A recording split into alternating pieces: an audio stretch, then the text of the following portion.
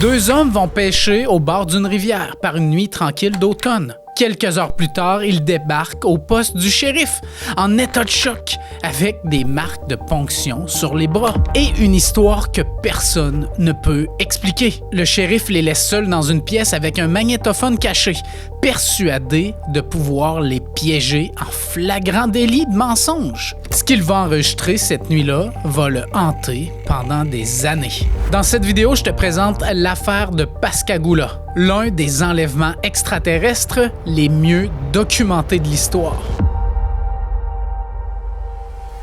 Pour comprendre ce qui va se passer ce soir-là au bord de la rivière Pascagoula, il faut d'abord remonter le fil. Nous sommes à l'automne 1973. Le monde est en plein chaos. Le scandale du Watergate ronge la présidence Nixon. La guerre de Kippour vient d'éclater au Moyen-Orient, poussant les États-Unis et l'Union soviétique au bord de la confrontation nucléaire. Le niveau d'alerte militaire américain passé à DEFCON 3, un seuil qu'on n'avait pas atteint depuis la crise des missiles de Cuba. Et au milieu de tout ça, quelque chose d'autre se passe. Quelque chose que les journaux de l'époque peinent à expliquer. À travers tout le sud des États-Unis, des centaines de personnes rapportent des phénomènes aériens inexpliqués. Des lumières qui se déplacent de manière impossible, des formes ovales, des objets silencieux qui planent au-dessus des champs, des autoroutes et des maisons. L'automne 1973 est ce que les ufologues appellent une vague ou un flap. C'est un pic massif d'observation concentré sur quelques semaines. Et cette vague-là, c'est l'une des plus intenses que les États-Unis ont jamais connues. Rien qu'en octobre, 36 signalements d'observation impliquant des entités humanoïdes sont enregistrés sur le territoire américain. 7 d'entre eux ont lieu le même jour, le 17 octobre, et le gouverneur de l'Ohio lui-même va déclarer publiquement avoir observé un objet non identifié. C'est donc dans ce climat de tension, de paranoïa et de mystère que deux ouvriers du Mississippi vont vivre la nuit la plus terrifiante de leur existence. Charles Hickson a 42 ans. C'est un contremaître au chantier naval Walker Shipyard de Pascagoula. C'est un homme simple, travailleur, père de famille. Et à ses côtés ce soir-là, il y a Calvin Parker qui a 19 ans. Calvin vient de commencer à travailler au chantier. Et il faut savoir que ces deux familles-là se connaissent depuis très longtemps. C'est alors Hickson, qui est un ami proche de la famille de Calvin, qui va lui obtenir le poste. Les deux hommes partagent une passion commune, la pêche. Ce jeudi 11 octobre, après une journée de travail, ils vont décider d'aller taquiner le poisson sur un vieux ponton abandonné sur la rive ouest de la rivière Pascagoula, entre le pont Highway 90 et celui de la voie ferrée. Le soleil se couche, l'air doux, il y a une température d'environ 23 degrés à l'extérieur, la soirée s'annonce tout à fait tranquille. Et puis, aux alentours de 21h, tout bascule. Un bruit étrange perce le silence, un sifflement, un bourdonnement mécanique que les deux hommes ne parviennent pas à identifier.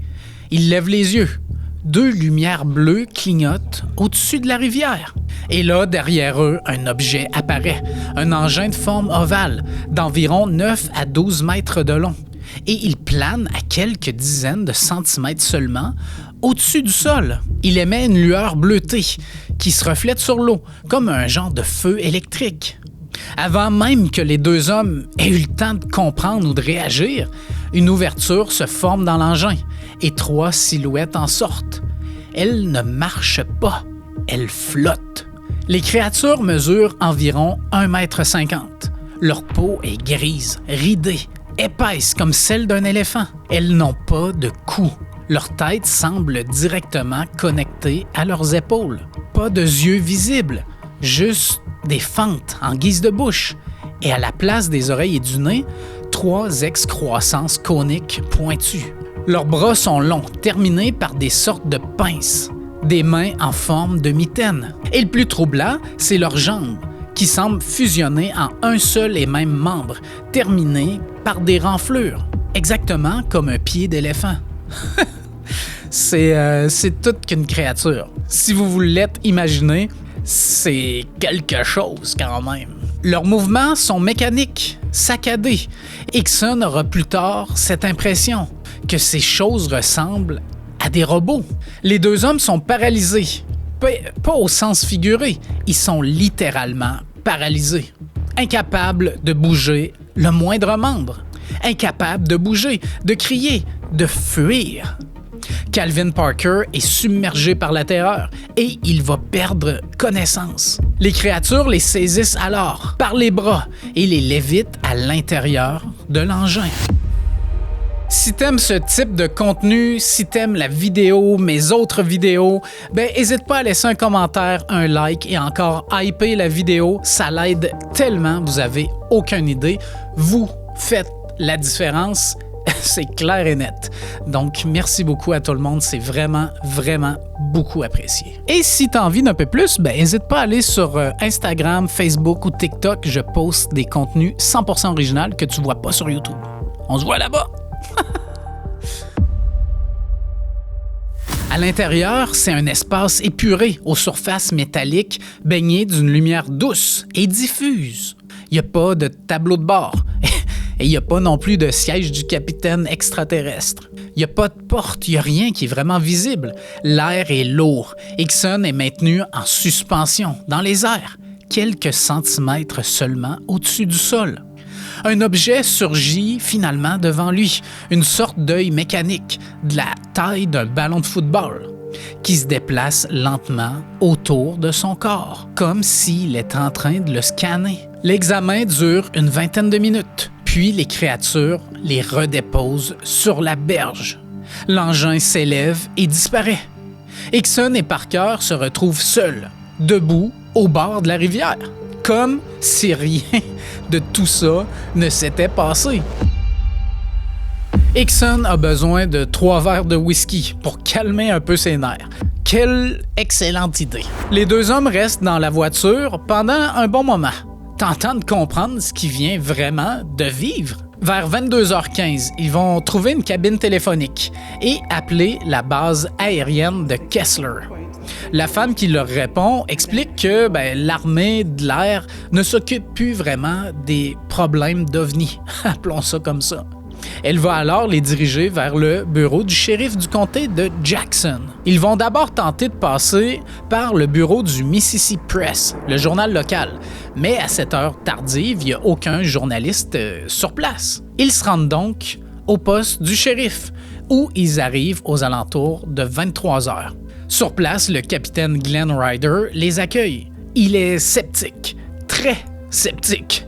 Et à être à sa place, je serais probablement dans les bobettes du sceptique. Ryder va sentir de l'alcool dans la laine de Hickson, mais celui-ci explique qu'il a seulement bu après les événements pour se remettre un peu.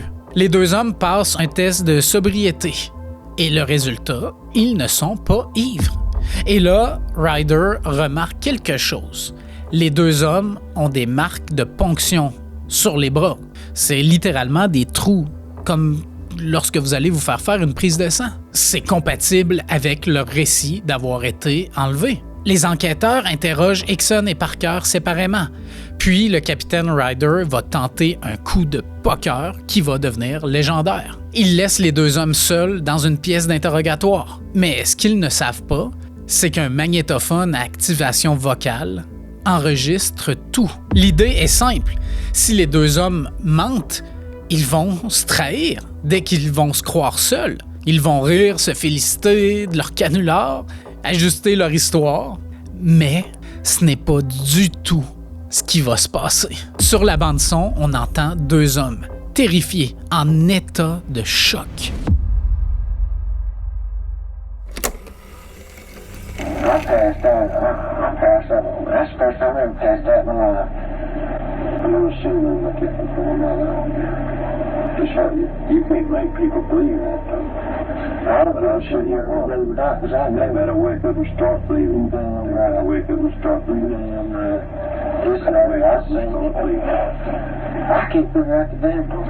You see how that door will come around on that side of the chapel? Yeah, I don't know how to open something. I don't know. I didn't see no door swing open. I don't know how to open. I don't know how to shit on it. And look around and them damn blue lights and them son bitches are just like that. Vous l'avez entendu, aucun des deux ne parle de mensonge ou de canular. Le capitaine Ryder, en réécoutant la bande-son, sera profondément ébranlé. Il déclarera plus tard même au Washington Post « On a tout fait pour essayer de casser leur histoire. S'ils nous mentaient, ils auraient dû faire carrière à Hollywood. » Le lendemain, 12 octobre, l'histoire fait la une du Mississippi Press, évidemment. Les dépêches de l'Associated Press et de la United Press International vont reprendre l'affaire, qui se retrouve dans les journaux de tout le pays. Les deux hommes sont amenés à la base aérienne de Kessler pour des tests de radiation. Et le résultat, c'est négatif. Aucune exposition anormale. En quelques jours, Pascagoula devient l'épicentre d'une frénésie médiatique et ufologique même, sans précédent. Et là, les réactions des deux hommes vont diverger complètement. D'un côté, Hickson, passé le choc initial, va accepter de parler. Il va donner des interviews, répondre aux journalistes, il va même participer à des conférences et il passe dans le Dick Cavett Show, un talk show très populaire de l'époque. Il devient, pour le meilleur et pour le pire, une célébrité ovni. Et de l'autre côté, on a Calvin Parker. Et c'est là qu'on mesure l'impact réel de cette nuit. Parker est complètement détruit. En rentrant chez lui du poste de police, la première chose qu'il va faire, c'est de se verser de l'eau de Javel sur le corps pour se sentir propre à nouveau. Et ça, je sais pas si c'est réel ou pas, mais dans mes recherches, je l'ai trouvé et je trouvais ça quand même intéressant. 3 semaines après l'incident, il va être hospitalisé pour une dépression et il va retomber en dépression 2 ans plus tard. Les journalistes débarquent à son travail et au final, ses employeurs vont commencer à trouver que c'est vraiment dérangeant. Il va donc perdre son emploi, il va déménager et même changer de nom. Pendant 45 ans, il va refuser de raconter son histoire en détail. Quand on lui demande ce qui s'est passé à l'intérieur du vaisseau, il répond tout simplement qu'il ne le sait pas parce qu'il s'est évanoui de terreur. À un moment même dans ses témoignages, il n'est plus sûr que les créatures étaient des extraterrestres. C'est une personne vraiment croyante et il va même dire que c'était peut-être des démons. Il dit « là où il y a du bien, il y a aussi du mal ». Et clairement, c'est pas la réaction qu'on attendrait de quelqu'un qui a monté un canular de toutes pièces. Et ça, on va revenir plus tard, en fin de vidéo. Mais d'ici là, je trouvais quand même important de le signifier à ce moment-ci, parce qu'il va y avoir beaucoup d'autres éléments dans cette histoire-là. Donc, gardez ça à quelque part dans votre tête. J'ai posé l'ambiance, j'ai raconté l'histoire, mais maintenant, il faut essayer d'aller voir ce qui s'est réellement passé avec tout ce qu'on a comme information. Parce que cette histoire-là ne se termine vraiment pas ici. Loin de là. D'abord, un fait que beaucoup de gens ignorent, c'est que Hickson et Parker ne sont pas les seuls à avoir vu quelque chose cette nuit-là. Avant même leur arrivée au poste de shérif, un gérant de station-service nommé Larry Booth avait appelé les autorités vers 20h pour signaler un engin étrange avec une lumière clignotante colorée qui passait au-dessus de lui. Bien sûr, dans les 2 semaines suivantes à Pascagoula, il y a eu beaucoup d'appels et de canulars. On a d'ailleurs les récits d'un chauffeur de taxi qui avait dit qu'une créature à pince avait tapé dans la fenêtre de son taxi, ce qui s'est avéré être faux par la suite. Et 1 semaine après l'incident de Pascagoula, il va avoir l'incident de Coyne, qui se produit dans l'Ohio. Un hélicoptère militaire est poursuivi par un objet non identifié en plein vol, avec 4 témoins expérimentés à bord de l'engin, plus des civils au sol. Le docteur Hynek qualifiera cette semaine d'octobre 1973 de mémorable, contenant en une seule semaine 2 cas classiques majeurs de l'ufologie américaine. Et l'enregistrement secret, c'est la pièce maîtresse du dossier. Quand le shérif laisse les 2 hommes seuls avec le magnétophone activé, il s'attend à les piéger. Mais au lieu de ça, qu'est-ce qu'il obtient? Une preuve! Une preuve de leur sincérité! Ni plus ni moins. Si on se remet en contexte, je veux dire, il faut que tu prévoies ton coup solidement à l'avance. Et je suis pas en train de dire que j'y crois, mais je fais juste dire que c'est une histoire totalement folle. Et je suis vraiment content de la faire sur la chaîne. Je sais pas pourquoi j'ai attendu aussi longtemps, mais l'enregistrement vient carrément fucker tous les plans.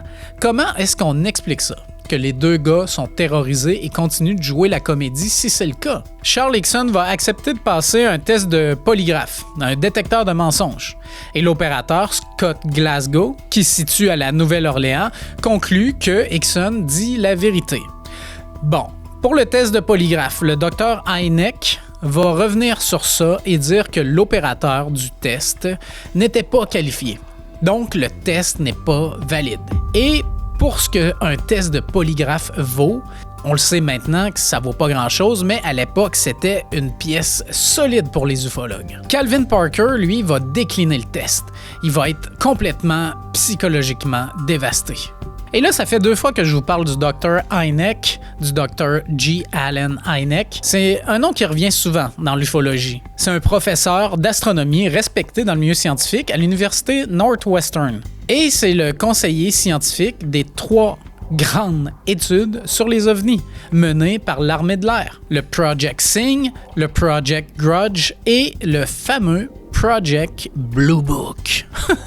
C'est lui qui a même inventé l'expression « rencontre rapprochée » ou « close encounter » en anglais. Ça sonne vraiment...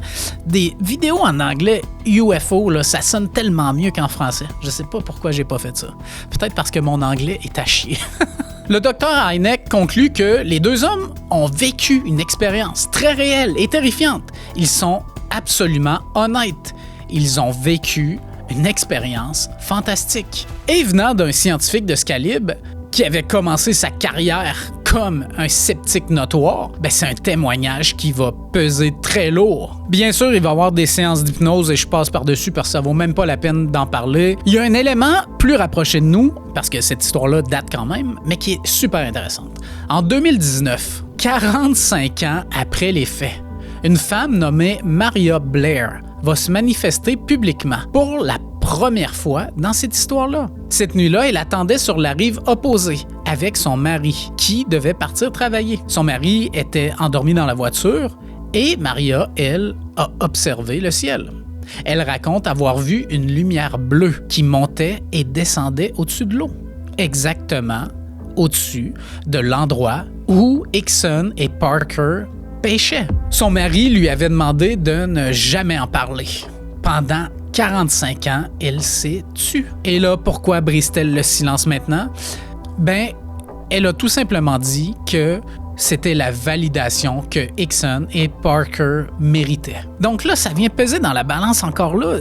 Tabarnache, hein? Ça sera pas facile comme histoire. Les créatures décrites par Hickson et Parker ne ressemblent à rien de connu dans la culture populaire. À l'époque, à mettre entre parenthèses. C'est pas des gris, des petits martiens aux grands yeux en amande. Ce stéréotype-là va devenir populaire que des années plus tard. Ce que décrivent les 2 hommes, c'est quelque chose de profondément étrange. Des êtres à la peau d'éléphant avec des excroissances sur la tête, pas de cou. Ça n'a pas été vu à nulle part. C'est un design unique dans toute l'histoire de l'ufologie. Personne d'autre, avant ou après, ne reverra plus jamais des créatures comme ça. Et ça, pour les enquêteurs, c'est un argument de taille. Bien sûr, tout le monde ne croit pas cette histoire-là, et c'est normal. Si on se contente des preuves et des faits, on pourrait dire que c'est réellement arrivé. Mais il y a plusieurs petites choses qui viennent faire en sorte de nous dire peut-être que c'est pas si vrai que ça. Philippe Klass, le chasseur de canulars, qui est journaliste spécialisé en aéronautique, j'étudie comme du monde aéronautique, pas aéronautique, aéronautique, va dire qu'il y avait beaucoup d'incohérences dans le récit de Hickson. Notamment des détails qui auraient changé au fil du temps. Il va souligner que Hickson a même refusé de passer un test polygraphique avec quelqu'un de certifié. Et il y a 2 autres petits détails aussi qui, titillent un peu. Un journaliste du Rolling Stone Magazine, quelques jours plus tard, va aller sur place, interroger quelques personnes et il va remarquer que sur la Highway 90, il y a 2 postes de péage avec des personnes à l'intérieur. Donc, s'il y avait eu des lumières bleues, ces personnes-là les auraient vues absolument. Mais ils les ont pas vues. Autre chose, Hickson avait emprunté de l'argent avec les personnes avec qui il travaillait et il y avait beaucoup de difficultés à les rembourser. Mais l'enregistrement secret, ça revient. Pourquoi continuer de jouer la comédie si tu te crois seul? Ça vient vraiment Je sais pas comment l'exprimer, mais mettre en lumière peut-être qu'ils ont vécu pour eux quelque chose de réel. Et là, il y a beaucoup d'hypothèses, comme l'hystérie collective, l'intoxication, etc. Et Parker, qui a fait une dépression, qui n'a jamais voulu parler, il y a une hypothèse qui est soulevée par contre, la rêverie hypnagogique. C'est un état entre la veille et le sommeil, où l'esprit peut produire des visions très réalistes, et ça a été mentionné par certains chercheurs. Aujourd'hui, il y a même une plaque commémorative pour cet événement-là, et sur les hypothèses possibles, il y a ça. Mais il va y avoir un retournement de situation. En 2018, 45 ans après les faits, Calvin Parker va publier enfin un livre et il va faire une révélation. Il a menti. Pas sur l'enlèvement. Il maintient que c'est arrivé. Non, il a menti sur le fait d'avoir perdu connaissance. Pendant toutes ces décennies-là, il a prétendu ne se souvenir de rien pour éviter les questions. Mais en réalité, il se souvient d'absolument tout. De tout. C'était simplement plus facile de dire qu'il y avait eu un malaise et qu'il s'était évanoui pour ne pas se faire poser de questions. C'est un film? Ils ont écrit un film? Y a-t-il un film là-dessus? Je pense que oui, j'ai même pas vérifié. Mais s'il n'y a pas de film, ce livre-là, puis là, je vais commencer à me mettre des affiliate links Amazon, je pense, parce que je vends des livres que c'est pas moi qui écris. Voilà! C'est une histoire complètement fuckée. J'ai eu vraiment du plaisir à chercher là-dessus. Et je pense que c'est une de mes histoires préférées d'enlèvement d'extraterrestres jusqu'à présent. C'est le genre d'histoire là, que je mets dans un petit tiroir dans ma tête puis que je vais répéter probablement pendant les 40 prochaines années. Merci beaucoup tout le monde d'avoir été là. On se dit à la prochaine.